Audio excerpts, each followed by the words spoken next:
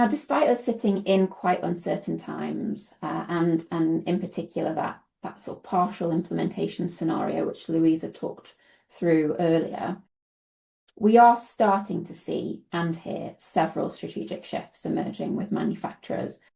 And that's simply because they can't afford to just sit and watch and wait. So one of the most immediate strategies that is emerging at the moment is selective or delayed launches.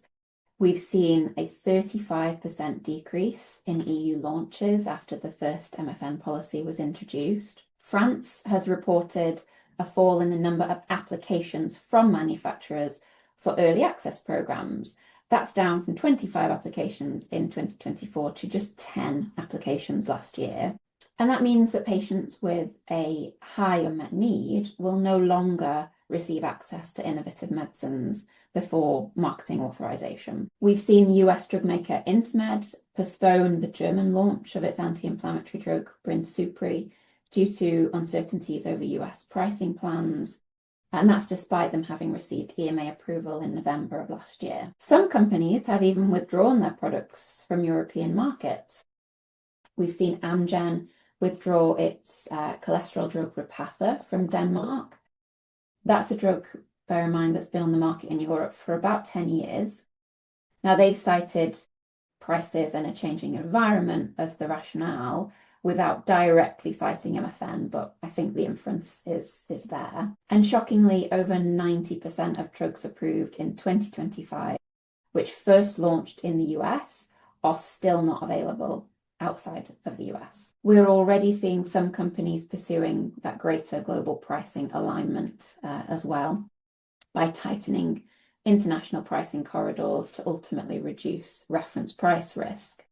And we've seen some examples with the likes of BMS and AbbVie setting higher UK prices for their new drug launches that are more or less in line with US prices. We've seen a growth in the use of alternative access models, so managed entry agreements, outcomes-based contracting, etc., to avoid disclosing lower list prices and ultimately to protect net prices. And this is quite an interesting evolution because we know from engaging with our network of payers that these types of agreements are actually their preferred engagement or partnership with the pharma industry, but they have a very, very high administrative burden. So in practice, they aren't used that often, they don't happen that often.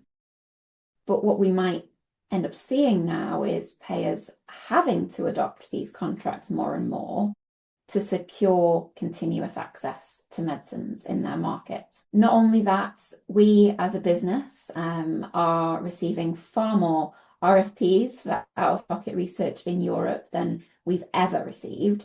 And that really signifies this shift in strategy and the consideration of out-of-pocket payments in Europe as a route to market to avoid MFN price suppression. We're also seeing more discipline in portfolio prioritization. So manufacturers are focusing resources on products, indications, or geographies where pricing sustainability is strongest and margin requirements can be met.